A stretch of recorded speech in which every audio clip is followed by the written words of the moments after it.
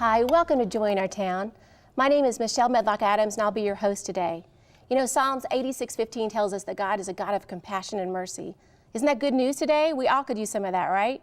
You know, we also need to extend that same compassion and mercy to those in our lives, both immediate families and extended friends and family. And you know, there's something we're going to talk about today that's quite important. People who have been incarcerated, when they come back out of the prison and into the network here, trying to fit back into society, I'm not sure that they're always given that compassion and that mercy that we're supposed to give as Christians. So we're going to talk about that today and maybe challenge some of us to do better and find out what exactly this is all about. And we have some experts here to help us in studio.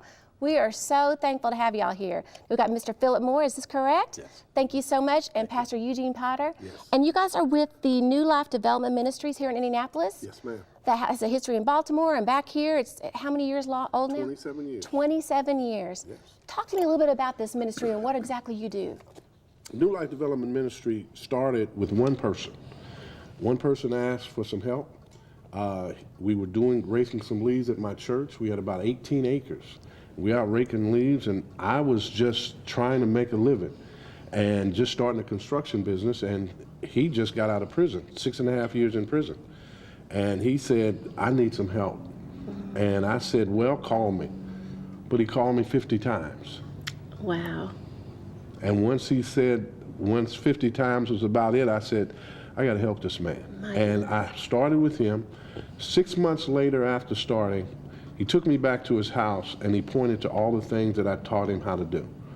I said, this is something. I'm on to something. So I used, from a social enterprise networking kind of way, construction to pay for his income. And so over the last 27 years, I've had a non-for-profit that's trains and a for-profit that made the money to pay the guys. So that was our sustainable model, and that's what we use, and that's how we got started. Well, that makes a lot of sense. Mm-hmm. What have you found has been the biggest problem for those who are coming out of prison system back into society? Let me use this, an ecosystem. When you have a good ecosystem, everything mashes together and works together in an orchestra kind of way, and it just is perfect. Right. But when people come out of the criminal system, they always have some problems. Mm-hmm. There's a mesh of all kind of problems. No employment, mental health, addiction, low self-esteem, no training, no support system. You have to get in there and kind of figure out which way you got to go to help this and make this work and make transition back into the communities really good. So that's the challenge of reentry, and that's the challenge of how do you get people to be successful when they sometimes have no support system, no income, no previous training, no work employment history, having mental illness. Right. So you've got to go and do a good assessment of who you have and then start trying to surround them with services based on where their needs are. Well, that's interesting because as I was reading statistics about this, I know that statistics aren't great. Sometimes quite a few go back into prison within 5 years, but that makes sense. If they're having trouble with all these other areas, then we're not setting them up for success when they enter back into society. Is this correct? That's, right. And many times the family relationships have been severed or extremely strained, so right. You don't have that right. the support system. So. Right. Well, it's interesting because that is exactly how we should try to go in. My wife's been a teacher for 42 years, and she has all kinds of children, and she is a tremendous teacher. But she has to evaluate and assess those children and then give them exactly what they need for success. And that's exactly what we have to do in the reentry initiative. And if we don't do that, we won't get maximized success. That's a good model. This model's worked for you, hasn't it? Yes. Tell me a little bit about your story and how you've come up alongside him. I found myself on the wrong side of the legal system. And one day I had to make some choices and some decisions about my future. Riding in my car, and for some odd reason, I'm listening to the radio, Christian radio, and I heard Reverend Potter on the radio show talking about his program. And I says to myself, man, if he can do 50% of what he says he can do, then that's the place I need to be. And that same day, I drove down to the building and was able to get a number to call and talk to him directly. And the rest is kind of history from there. And that was 6 or 7 or 8 years That ago? was approximately 8 years ago. I mean, look at that. So, Yeah. and now you're helping others make that same reentry. Yeah, I've got the same passion to come alongside and work with him to teach others the principles that he taught me. I love that. Giving back once you figure it out. Absolutely. That's good. Absolutely. Let me share one thought. This thought would be, when we make a mistake and we gather everybody, and I used to play basketball. I had played at Christmas Addicts High School, and one time we had guys coming out for the team, and it was 150 guys. Wow. That's how much they wanted to play. And the coach came out and said, this is going to be mathematically impossible to get you all on this team. So he had to go through a selective process to get the best of the best. I think one of the problems that we make a real mistake in reentry is we just put everybody out there assuming that they can do everything.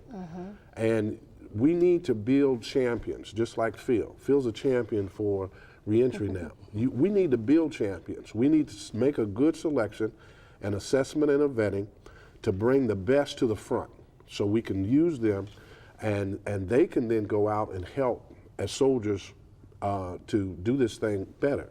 But we make a mistake sometimes and just take those who have no ability to help the process and the fiber of the reconstructing of men's lives, that we fumble and stumble and fumble the ball. And so I would suggest to those who want to be providers and helpers, you first get a good assessment of who you have, and then use those people and then pour into them. Because God said to me some time ago, some years ago, God, I used to say, pour into me that I may pour into others. And if they have that mental thought process and spiritual thought process, they'll be successful. And so that's how you're running this particular ministry, and it's working. Yes. You've got great success with it, Right. good numbers? Yes. One of the numbers that really is impressive to us by what God has done is if we had the national average is about 67% recidivism, going back to prison within a 3-year period. Wow. Our national average is about 17%. Oh my, Yeah. So great. it works. Yeah, it works. You go to the store, right? And you're looking at apples. And you pick through the apples, right? What do you do? Absolutely, every time. To get the what? Yeah, to get the best ones. Okay. Yeah. But why just, and then you can do the apples, you can still use those other apples, but you can only use part of them. You can't use the whole one. That's true. Because some of them are damaged. And so you put them in the right position with the right kind of recipe, Yeah. you can still use them. Yeah, I'm gonna use those in my apple pie. I'm not Yeah, gonna, right? that's See, that's right. different. Exactly. Right. And so that's the process that's not done successfully. And when you do it, I think you have a lot of success. So over the last 27 years, we've had a recidivism rate anywhere between 15 and 17%. That's amazing. Yeah. Well, how can people get involved if they say, oh my, this is definitely a passion I would like to be a part of? There's lots of places you can volunteer and things. Is this something that? Yes. Okay, how, Yes. well, how can they get in touch? Okay, you can call us at 317-921-5433. Okay. I'll put that on the 921 screen. LIFE, L-I-F-E. Oh, that's good. Remember that. 921 Life. LIFE. That makes sense. He did that. That's how you found. No, he put that together. Oh, you put the number together. That was smart. That's good. People will remember that. Yeah. Is there also a website where they can go learn about? Yes. Okay. NLDMindy.org. Okay. All right. Yeah. So y'all go there if you're interested. Right. And what kind of volunteerism can people be a part of? I'm going to tell. I want to be specific in the volunteering piece. We have a lot of people that have literacy issues. We would love to have some great retired teachers. Oh, wonderful. We have some folk from an accounting standpoint. We would love some accountants to help us put our books together and make things right. We'd love some retired carpenters, tradesmen, the baby boomers that are sitting down and watching TV. We'd love to have you. And then we'd love to have men. 99% of who we serve is men. We would love to have successful people that have come in, like Phil, through the reentry process and now want to give back. That's great. We would love those persons and those who have Christian backgrounds in teaching, pastors that have a passion, we would love them. So that, from a volunteer standpoint, That's who you're after. That's who we'd like to have. And it's important to have the good people working out there with you. I know you can't do it all alone, though, your heart, No, we so can't. obviously you've had that in place if you're having that great of a success. Yes. That's awesome. And I want to throw this in. Yes, please. One of the things is sustainability. There's not a lot of sweet spots for people that have former criminal histories. You can't, if we were doing something like with a kids program where a kid is got leukemia or something like that, money will just fly to them. Well, you ask for money for people who have former criminal histories, it's tough. We have found that the private sector, if you could go along and marry with somebody who has a need in the private sector, we have our chairman of the board, Jay Bremer, who has helped us the last 6 years at least do marvelous things and give us funds to help. We painted Crown Hill's fence, and he's the manager of Crown Hill, and it took us 2.5 years. But that produced so many jobs and so much stability for the men.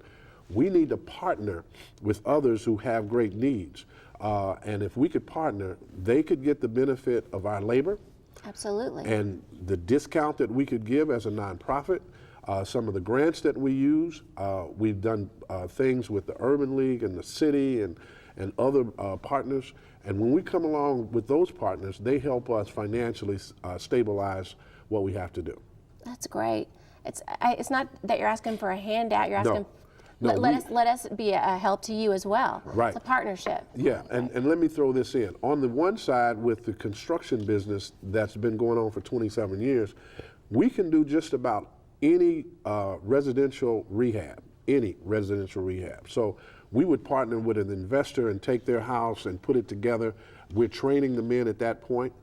And at that training point, they're getting paid. We're paying our bills, and that investor is getting a house that's put together. And we've done that over the years as well. So if we use the right partnerships, sustainability and 27 years is a quick time. And y'all, I hope that you'll also be the hands and feet of Jesus Day in your own community. Thank you for joining us. We'll see you next time.